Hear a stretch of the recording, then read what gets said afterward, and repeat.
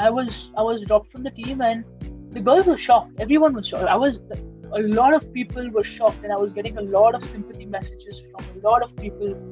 How can this happen? What went wrong? And you're not in that frame of mind because everything is so negative at that point in time. And honestly, grapes was sour. It was my fault. I didn't pay attention to it.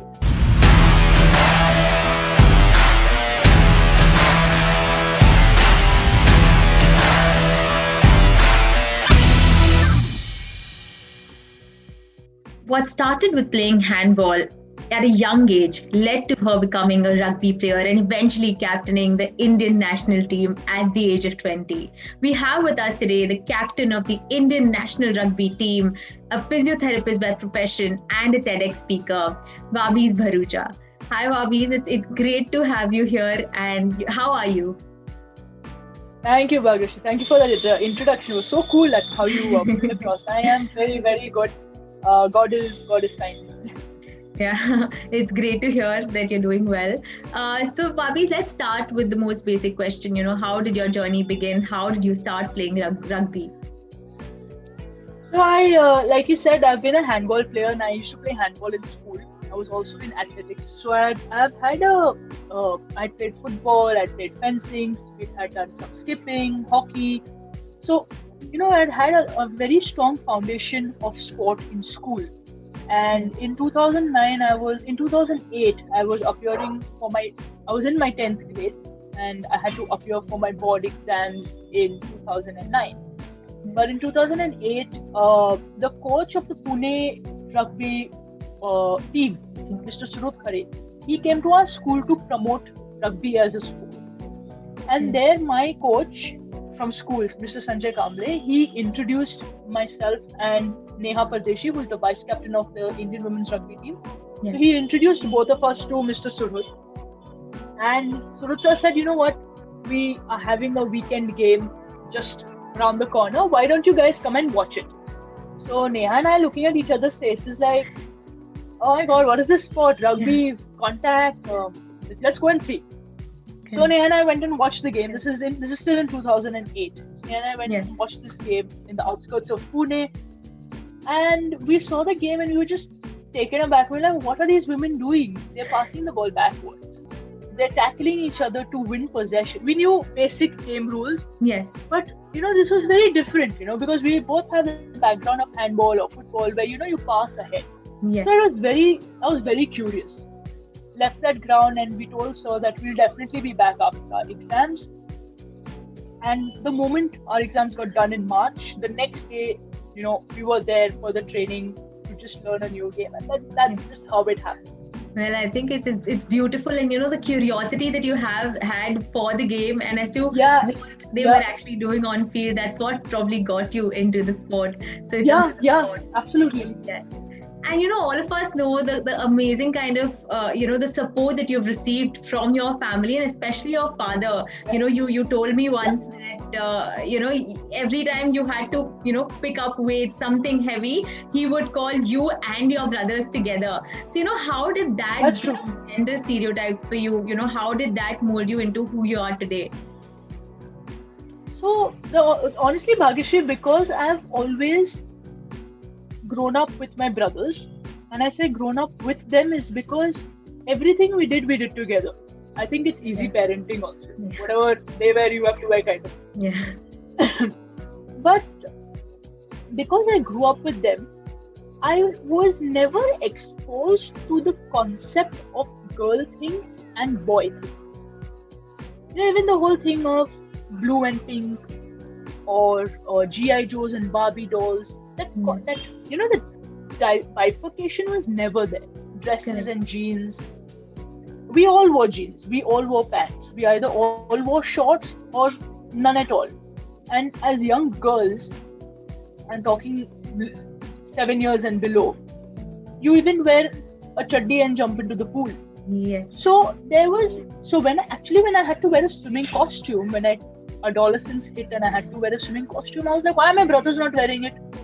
They turned 14 before me, So there was actually, for me, it was the other way around. I was like, now why are we having to do separate things? Correct. Because through the childhood, Their GI Joes became my GI Joes. Their cars became my cars. Their toys became my toys. And there was no concept of soft toys. We just had whatever mementos we used to get, that about it. There was no. So everything was very constant to the three of us. Yeah. My eldest brother is 5 years elder than me, and the one in the middle is 4 years elder than me. So our everything remained the same. I got all my brother's clothes to wear. So I had very less new clothes. And when I had to, and one of the shockers for me was when I had to wear a dress. I had to wear this pink floral frilly dress for my brother's pledge ceremony. Even in the parties, we have a pledge ceremony. Yeah. And I was so like, what the hell has been put on me? Why is there nothing? Why is there no cloth between my thighs? You know. And so for me, it had actually been the other way around, where up until a certain age, we all got the same kind of treatment. So that actually did not ever create the concept only of gender discrimination. Correct. That came about much later on when I started going to school and started seeing, okay, you know, the boys are wearing shorts and the girls are wearing a dress. Yeah. You know, so that concept started coming in much later on. Correct. Well, I think it's amazing that kind of discrimination was never done, because, you know, it's very rare to see something like this happening, especially in our country. Yeah. And it's absolutely amazing. And that's what made you who you are today. So it's Absolutely. Yeah. Also, the one person that would actually, also my mom, but the one person who would actually tell me a lot to grow my hair and tie my hair into 2 ponies and all those things was my grandmother. So my cousin sister, she was like a little doll, and my grandmother expected me also to be this little doll. But my cousin sister was the first child in their house, and I was the last. So I got everything from my brothers, and they have a short hair, so I have short hair. Yeah. So it was my grandmom who would actually put in a lot of this thought into my head that you should grow your hair, you should oil your hair, you should not whistle, girls don't whistle. So all these thoughts she started putting in my. Correct. And I was ironically, I was the first of any in my family of the children to learn this wala whistle. I was the only person.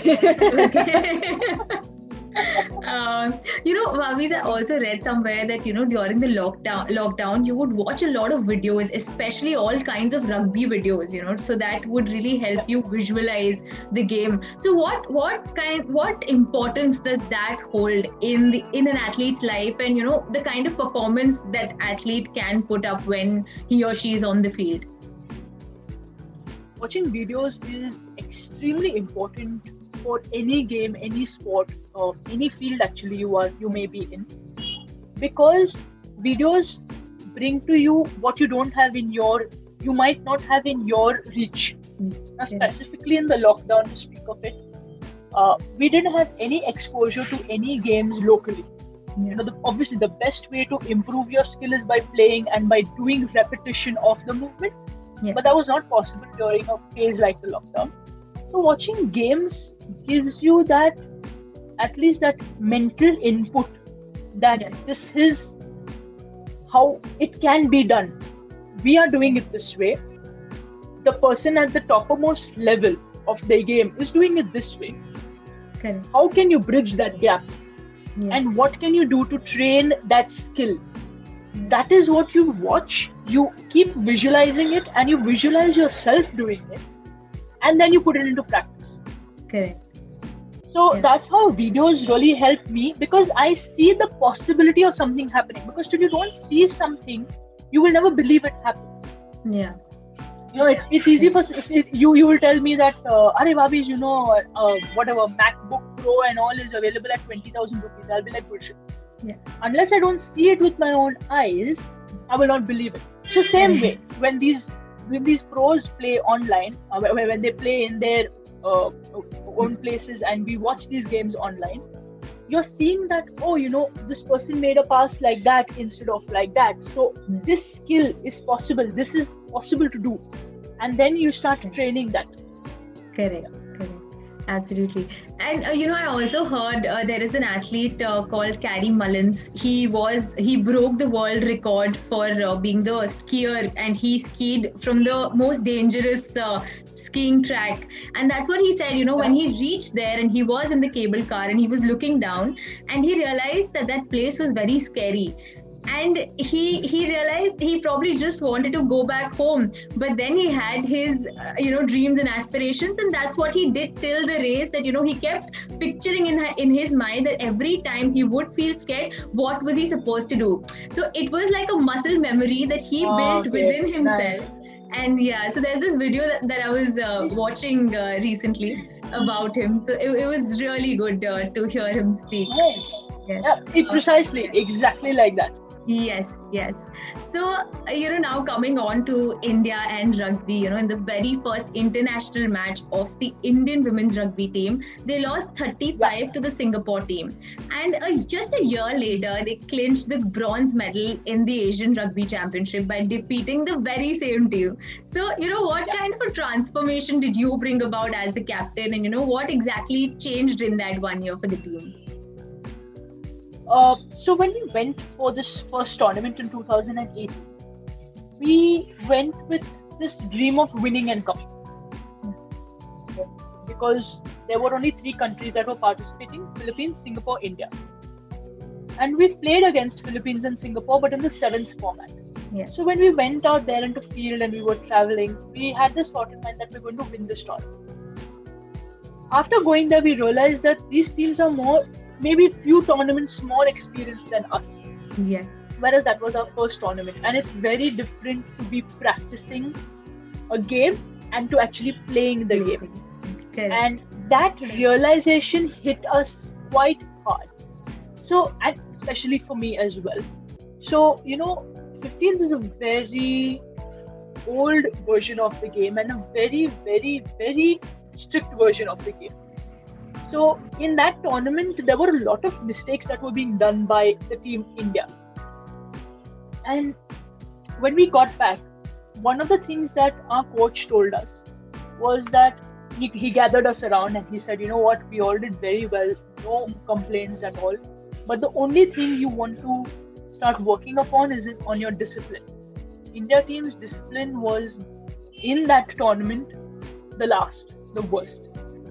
So that stayed with me, that feedback stayed with me very, very deep. So even in my training sessions, I made it a point that, I run line to line, we're doing some shuttles. And if instead of 10 push-ups, I'd do 11 push-ups. Instead of 20 squats, I'd do 25 squats. So you're not stopping at the line, you're stopping beyond the line. Correct.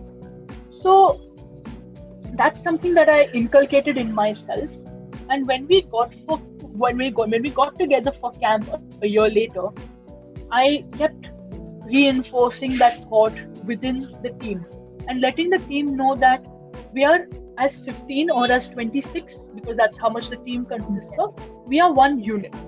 So if the team falls, the entire group has fallen, the entire group has contributed towards it. It's not one person's fault. It's a link. That person has made that fault because it's come from somewhere. So these kind of thoughts I try to put into the team while practicing or while training. If you even ask any of the other girls, and if you ask them who's the one shouting about touching lines, they'll be like, oh, it's Bobby Didi. She's the only one who keeps shouting, touch the line. But that, because we've done it in practice so many times, we were never caught offside in this tournament, which means it gave us that much more time, that much more mind space, that much more space to just work with. Correct. And when you get an offside call, it's very demotivating because you have to move 10 steps behind where you were trying to cheat with half a step. Yeah. So these kind of things started changing within the team, but also a massive difference was the coaching. The coaching made a huge difference. We had professional coaches. We had Mr. Nas Botha, who's legendary in South Africa. So if you put this video clip up globally and it shows in South Africa, even if I said Nas Botha's name, it will get like 1 million views. He's that loved in South Africa. He's that loved there. So the coaching was a huge difference to us. It made a huge difference. There was lot of more sense into why we're doing certain things, and very patterned. Yes, I think coaching does make a big difference, especially because I think it's also the way the coach is communicating what you need to do. Right, that really makes a lot of difference because you understand better and you feel that the coach is like your friend who's just trying to get you better, and you don't take it otherwise. Yes, and also when you said about No, after you. And also when you said about, going beyond the line, I think your Instagram stories really show, because I am so fascinated, motivated looking at your stories that I've actually started working out now. So it's great. amazing to see. And I saw like today morning at 4 o'clock, I've just woken up at like 6 o'clock, and at 4 o'clock you're already running on the streets, and I was like, wow. Well, to be very honest, I was not running. I was just taking my dog for a walk. But those guys are all my pack, so they come around. But yes, I do step out many mornings for a run. Not that early, I'll be very honest. So I go by around 5:36. Okay. But one of the things that our coach told us, which also stayed with me very deeply, there was one of these players on our team, and she's a very promising player, full of potential. But for some reason during that phase and that training week, she was making a lot of mistakes, a lot of blunders, because the team was announced and there was suddenly a lot of pressure on her. Yeah. So he kept telling her, he's like, you're not doing this well, you need to get better, you need to focus more over here, and like really like getting at her. Yeah. To the point which she broke down. And she was very disheartened. One, that she's performing so badly, and second, that the coach is telling her so much. So he noticed that she's, in tears, and it's a women's team, so we all console each other, and we're all like very motherly with each other, as opposed to the guys who will just be like, alright, just get better already kind of thing. So we went and we consoled her, and we're like, hey, it's okay, don't stress about it. And she said that, I don't know what's happening to me, And coach called her.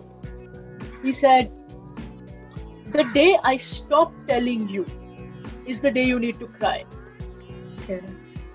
Because till I am telling you, it means I know you can do better. It means I know you need a little guidance and a little push in the right direction. So the day I stop telling you what to do, and the day I stop screaming in your ears, you need to be crying that day. And she was just like, "Ye coach aise kyun bol rahe hai?" So I had to sort of explain to her the essence of what that meant. Correct. Yeah. So that was one of the things also that stayed a lot with me. With when you said that it depends on how the coach puts their point across to you.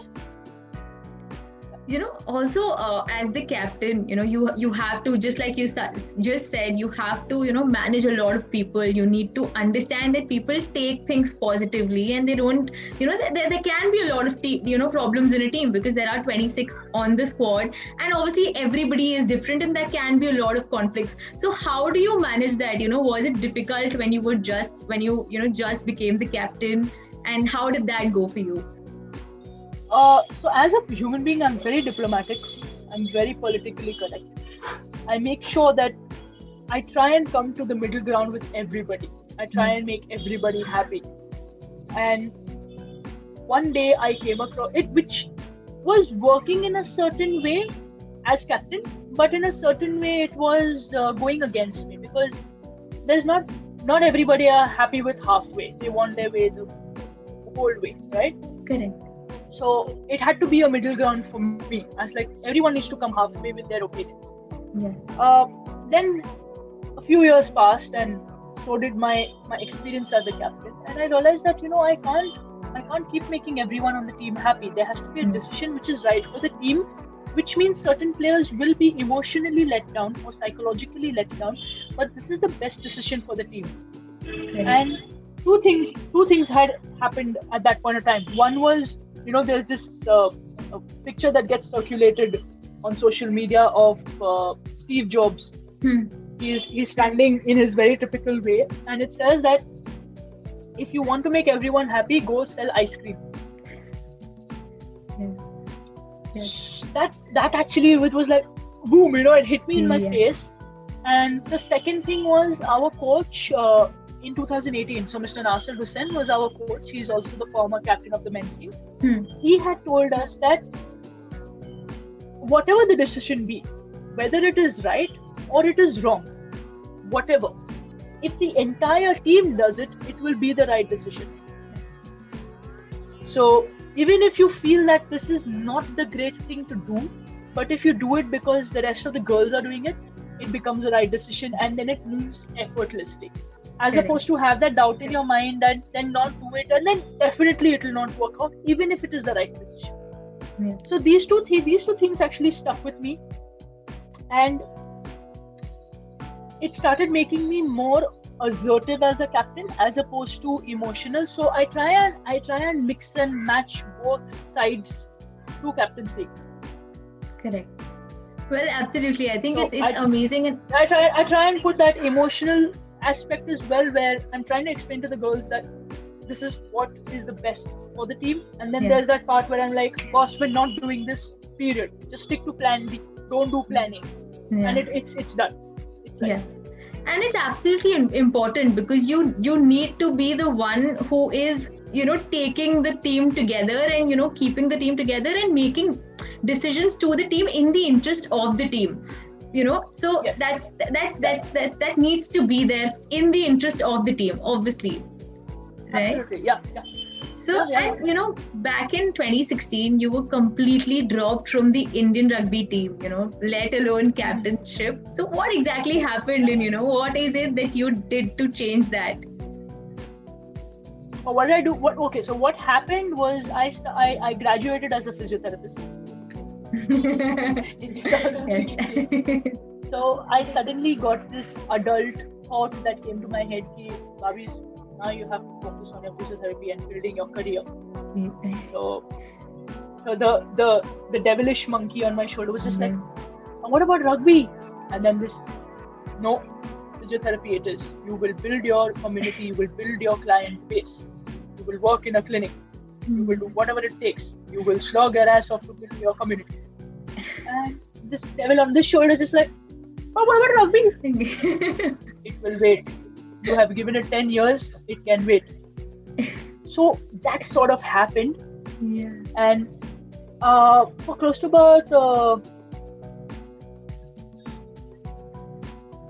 for 4 months, I was skipping my rugby training here in Pune.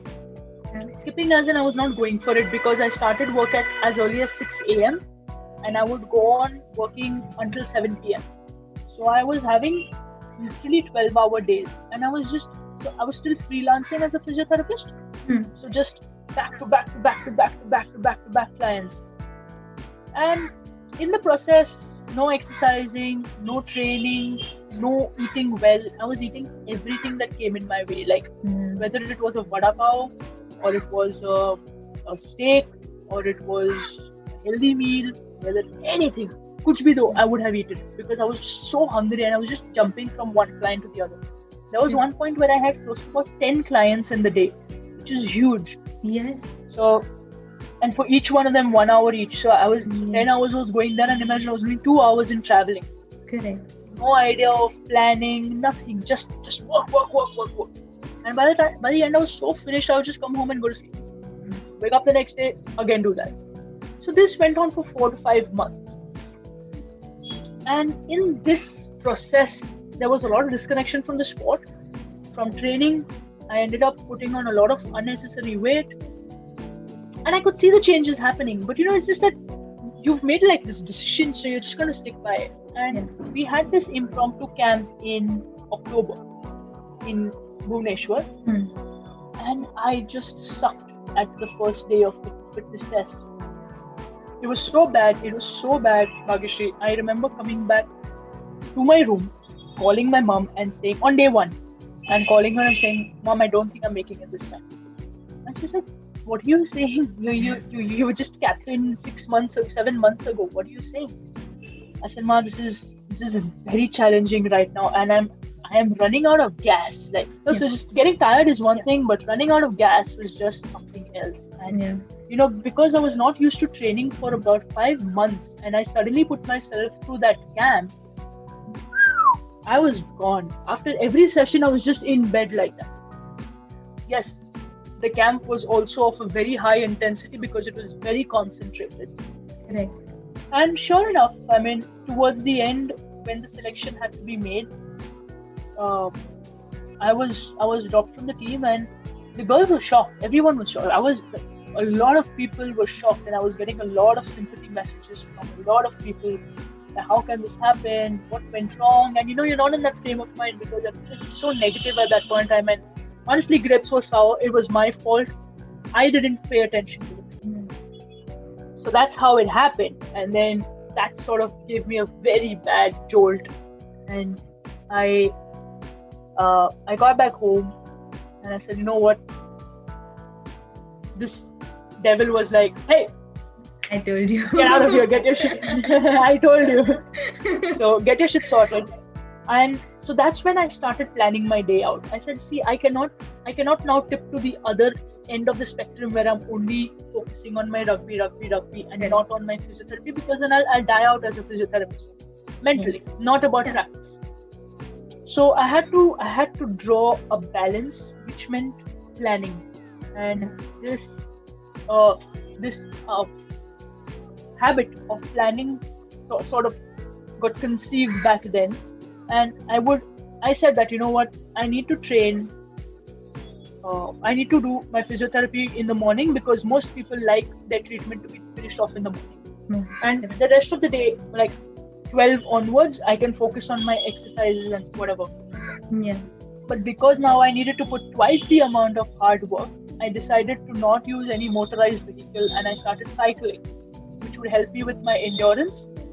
And I had to train twice a day. So I trained early in the morning from 5:30 to 6:30 before my first patient, which was at 7. And then I'd go to my patient. So I planned my training venue such which meant I could go to my patient in time. It was not I'm rushing around. Yeah. So a lot of planning went back in then, and completely stopped eating outside food. So these 2-3 changes which I made in my day, so just planning, giving equal attention to physiotherapy and rugby, making sure I train twice a day and I have to cycle everywhere, meant a lot of focus. So once I did that, everything was down into track. I started feeling lighter, fitter, happier. I was starting to get back into shape. And today here we are. That's when probably the discipline also kicked in. That's when you realized, how important planning and time management can be. And that's what's gotten you here today. Yeah. Oh, absolutely. Yes. So, now coming to the state of rugby in India, your friend and former rugby captain and the vice captain currently, Neha Pardeshi, she started at the age of 15.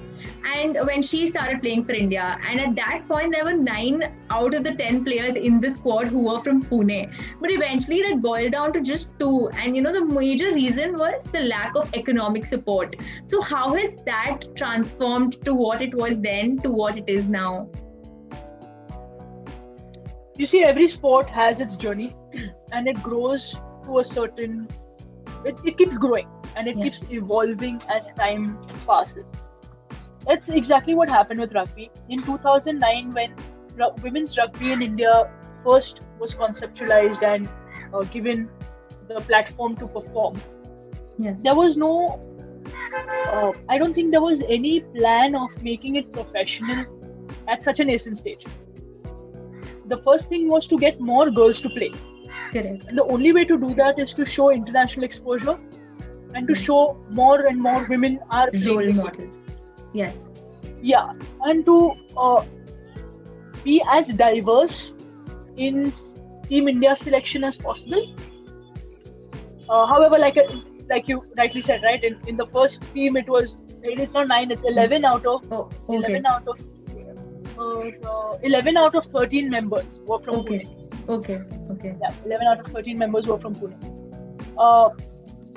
When the Pune team was at its best, everyone was students. Yeah.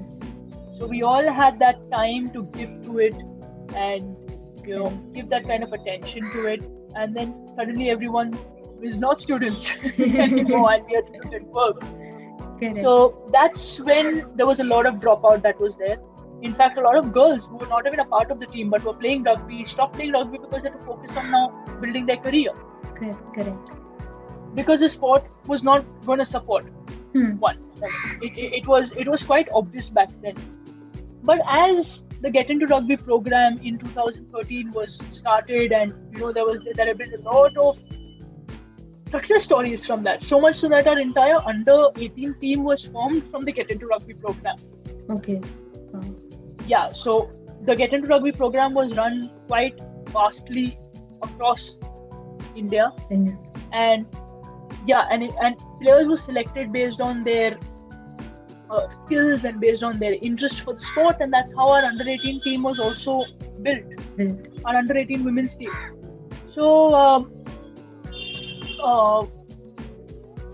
after a good player base was formed, and after great international experience, great international performance, we moved up in the ranks, even though we had been pushed down because we didn't go to Asian Games. And you generally see the difference that takes place.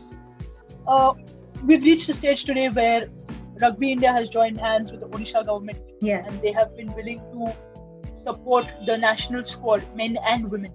So this is actually a huge step. I would actually think we're very, very lucky that it's happened so early in our career in terms of the women's rugby career. It's happened just in 11 years. Whereas you look at other sports, it's taken a lot of time for this to be put into action. Correct. So the players now, whoever have still remained from back then, it's almost like you're seeing the fruit of the seed you've sown. And for the newer lot of players, it is like, oh my God, this is a very viable opportunity to create a career out of it. Absolutely. So it's rugby. Women's rugby has had its journey. It's gone through its ups in the start. It's hit a very bad low, and then it's grown up again now. Yes, absolutely. Plus, it gives you the hope that, when you're playing that sport, you can devote your full time to it, because, you don't have to worry about the other part. Because, of course, getting money and getting bread and butter, and everybody has their own problems at home. So it is important, and that may lead to one losing focus in the sport. And it's great that now it's transformed, right? Yeah. So with that, Babis, we come to the end of our first segment, and I have a little quiz planned first for segment. you. Yes. And we call it ACE. So I'll be sharing my screen with you, and a few questions would be coming in, and you'll get like 15 seconds to answer them. I am the top ranked female table tennis player in India. I won the gold medal in the 2018 Commonwealth Games. Who am I? It's that. It's easy. Something Malik or something like that. Yes, you're close. Yeah. I don't know her first name. Malik is a wrestler. I know. Yeah. Okay, it's Manika Batra. Yes. Manika. Yes. I'm sorry, Manika. Yeah. I'm former world number 1 in badminton. I recently won the gold medal at the South Asian Games 2019. Who am I? Is it that?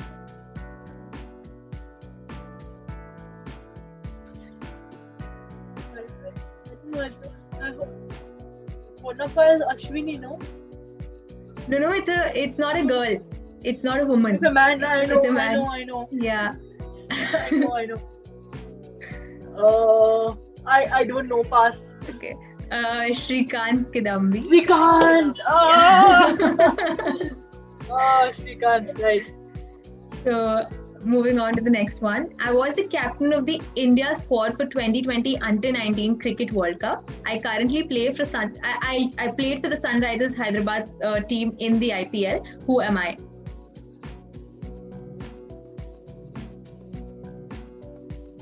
Is it Hardik Pandya? No, Sunrisers Hyderabad is not Hardik Pandya. God, I'm laughing at this. Pass. It's Priyam Garg. Oh, no chance I would have known. Yeah. Okay, Priyam Garg. I am the first female wrestler from India Pashi to win a Malik. medal. Yes, absolutely. I think I would have whistled for you now had I known how to do it. I could say from her last arms one. as well.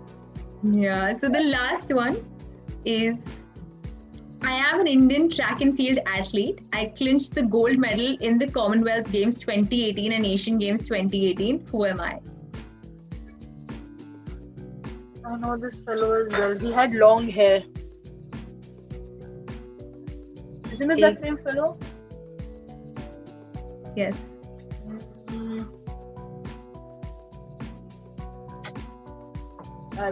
Pass. Neeraj Chopra.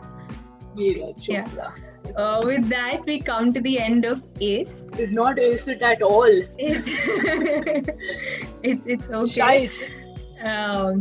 So, Vavis, before we end this, I have one last question for you. Where do you see yourself in the next 5 years? Well, not myself, but I see the Team India in the top 5 in rugby sevens, definitely in the next 5 years. And I see us moving up in the ranking in the 15s for sure. I am aiming for us to get into winning this Division 1 tournament and moving up into the top 3 of Asia. For sure. This is my team's aim. Yes. Well, I think that's a great aim to have, and we're all proud to have you as the captain of the Indian women's rugby team. It's an absolute pleasure and honor to speak to you. Thank you for joining us today. It was amazing. Thank you so much. Thank you. Yeah. Bye-bye.